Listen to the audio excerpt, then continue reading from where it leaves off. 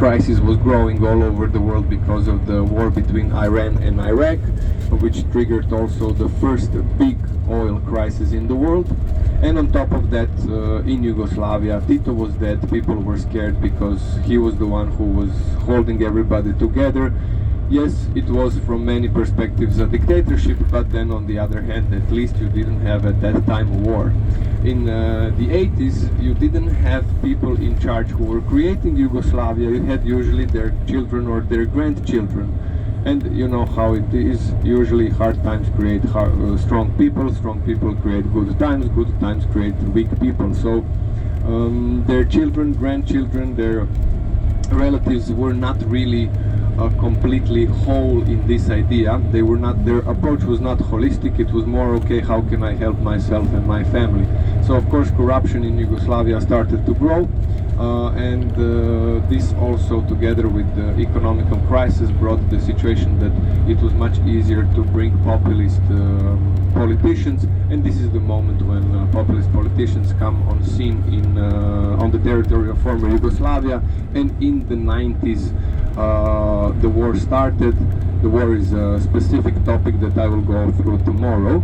After the end of the war, so during the war Croatia got its independence.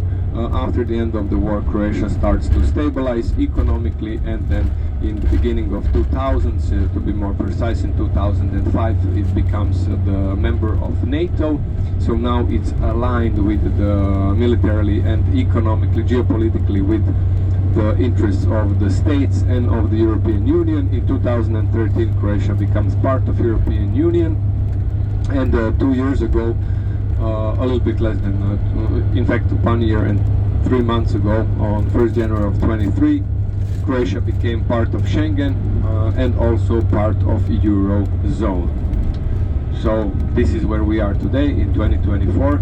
Croatia, even though it is a country which is small and economically not so strong in European Union in comparison to other countries, from 2022, Croatia has the biggest growth in European Union. This is something that even people in Croatia are not aware of, but of course our base, our core is not so big, so obviously not everybody can feel it, but this is also due to the inflation. Because of the inflation also this growth is bigger than usually, so we have to be very cautious when we say that we are currently the fastest developing country in European Union. Nonetheless, people in Croatia live better than they ever lived, not just because it's Croatian Republic that is, so to say, independent. When I'm a little bit suspicious about independence, it's more about the fact that being small as Croatia, it's difficult to be independent. You have to align with somebody, and usually that somebody with whom you align will have to put some interests on your foreign policy.